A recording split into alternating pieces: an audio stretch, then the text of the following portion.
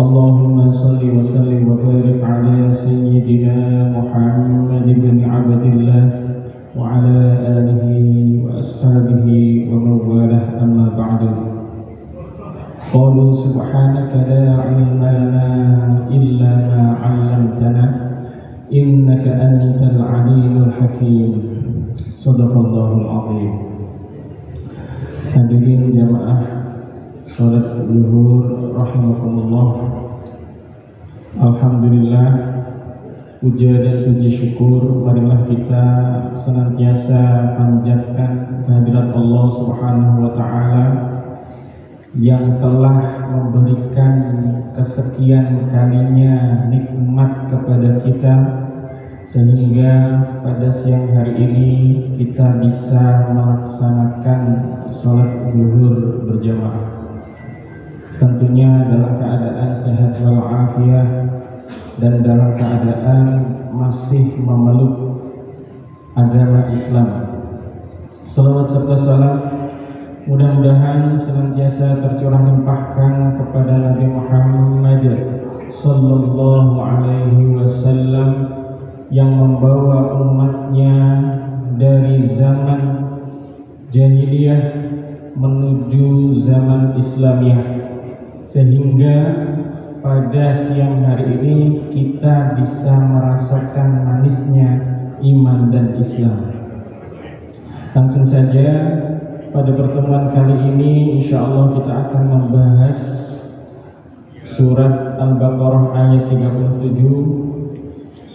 A'udzu billahi minasyaitonir rajim. Fatalaqqa Adam min rabbih kalimatin fataba 'alaihi innahu huwat tawwabur rahim. Yang artinya fatalaqqa Adam min rabbih. Adam lalu menerima beberapa kata dari Tuhannya. Fataba alaihi, maka dia menerima taubatnya. Innahu huwat tawwabur rahim. Sesungguhnya Allah lagi maha penerima taubat, lagi maha penyayang. Fatalaqqa,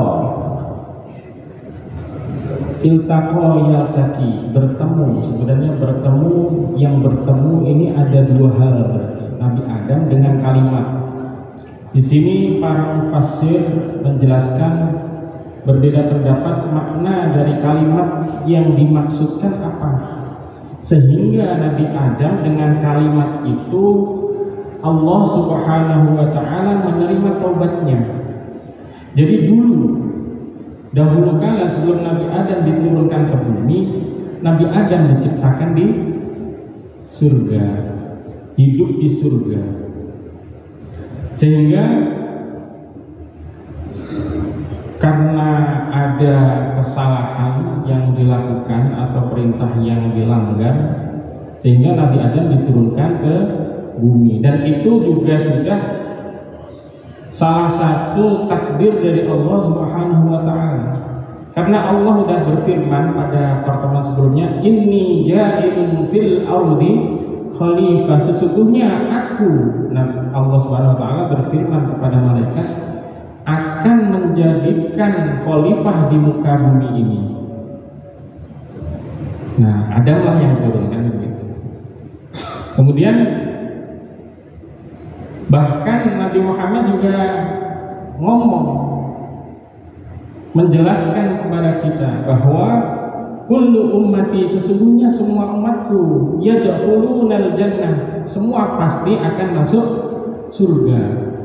Illa man aba, karena emang surga itu adalah tanah kelak, bukan tanah apa, kampung halaman sesungguhnya kita. Jadi sudah wajar kalau kita nanti kalau pulang kampung baliknya ke surga.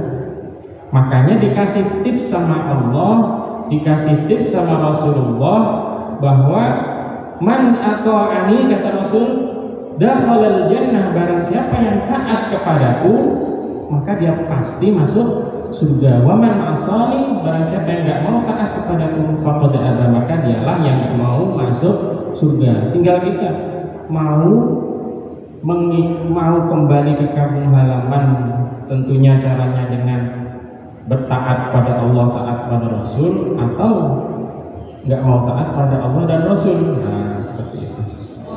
Dari sini bisa kita ambil pelajaran pertama.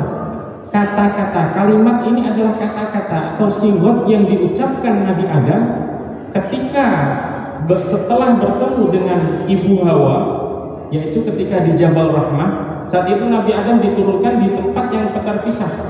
Orang katanya di India sama Irak, muter-muter bertahun-tahun, puluhan tahun, sehingga ketemu di Jabal Rahmah.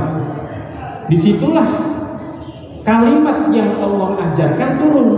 Nabi Adam diajari sama Allah, Rabbana zalamna anfusana wa illam taghfir lana wa tarhamna lanakunanna minal khasirin. Itu diabadikan dalam surat Al-A'raf, bisa dicek.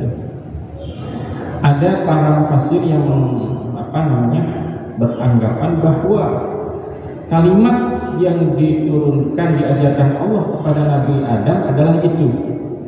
Sehingga kata-kata merupakan sesuatu hal yang tidak bisa kita remehkan. Bahkan ketika kita iseng pun itu bisa menjadi malapetaka. Misalkan suami ngomong ke istrinya, saya ceraikan kamu, prank, nggak bisa gitu. Itu udah jatuh talak satu. Itu. Jadi itu udah ada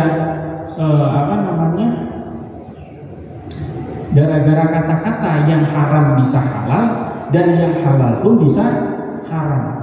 Gara-gara kata-kata qabiltu nikahaha wa tazwijaha bil mahril mazkur misalkan. Ya udah, yang tadinya ketika bersentuhan itu maksiat, bersentuhan pun jadi ibadah.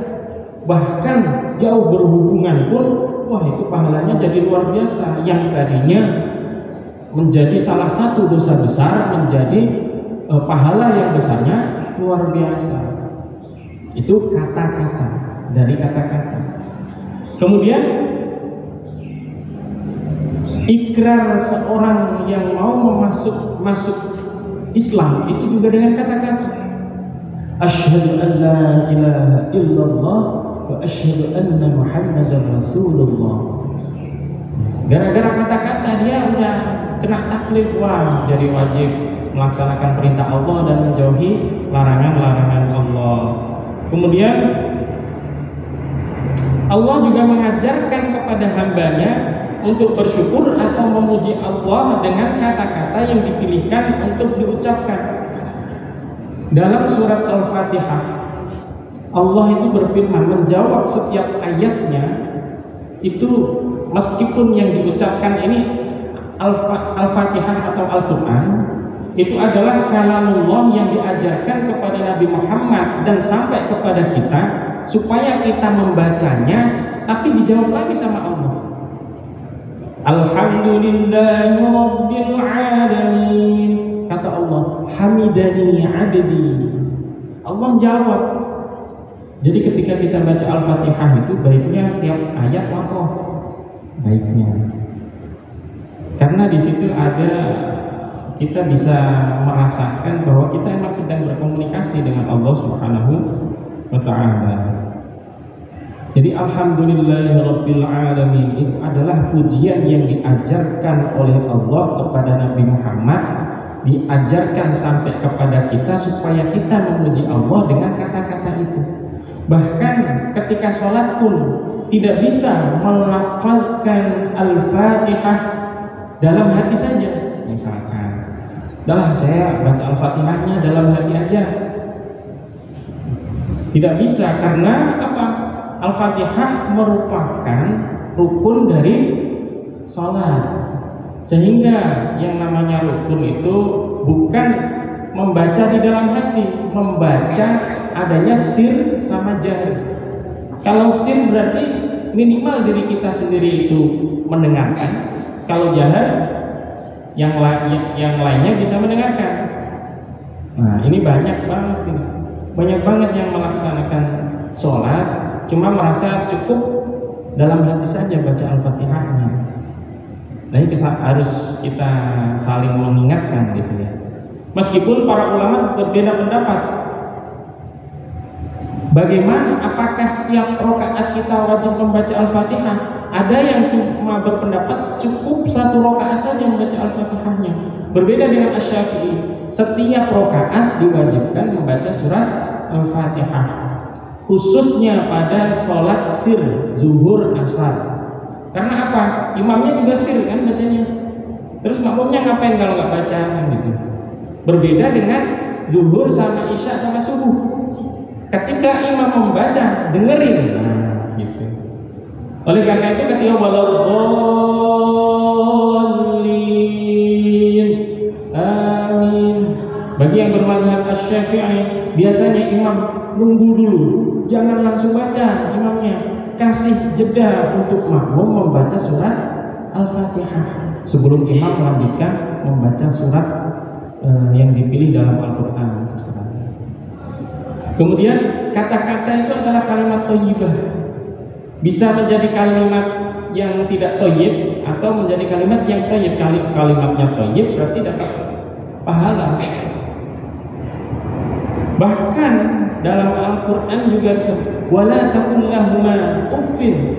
Janganlah kamu mengatakan ish kepada orang tua. Itu padahal cuma katanya dikit doang. Tapi gara-gara kata-kata itu bisa mendatangkan murka Allah Subhanahu wa Ta'ala. Padahal dikit doang. Misalkan anak disuruh sama orang tuanya gitu kan, gitu kan. Jadi itu hal-hal kata-kata sangat berpengaruh sekali dalam kehidupan kita. Kemudian dakwah. Ini hal yang luar biasa mulia. Yang namanya dakwah itu Allah Subhanahu wa Ta'ala berfirman dalam surat Fussilat, "Wa man ahsanu qawlan mimman da'a ila Allah wa 'amila shalihan wa qala innani minal muslimin." Emang ada perkataan yang lebih mulia daripada seruan yang mengajak kepada Allah Subhanahu wa Ta'ala? Bahkan Allah sendiri itu mengajak manusia, wallahu yad'u ila daris salam. Allah itu mengajak manusia supaya masuk kepada surganya Allah Darussalam. Lewat siapa? Lewat hamba-hambanya dengan rangkaian kata-kata. Kata-kata dirangkai jadi qaulan sadida, perkataan qaulan ma'rufa, perkataan yang ma'ruf. Jadi bagaimana kita bisa merangkai kata sehingga teman, rekan kerja, anak, istri atau suami bisa nyaman berada di dalam kehidupan kita untuk bisa mengabdi kepada Allah Subhanahu wa Ta'ala. Demikian pertemuan kali ini, mudah-mudahan kita bisa mengambil pelajaran dari kisah Nabi Adam yang sadar bahwa kampung halaman kita yang sesungguhnya itu adalah surga. Oleh karena itu marilah kita kembali kepada Allah dengan menjalankan segala perintahnya dan menjauhi segala larangan-larangannya. Tentunya dengan menjadikan Rasulullah SAW sebagai uswah hasanah, dan semoga kita diberikan kekuatan oleh Allah Subhanahu wa Ta'ala untuk istiqomah dan bisa berpulang kepadanya dengan mendapatkan gelar husnul khatimah. Amin amin amin ya rabbal alamin.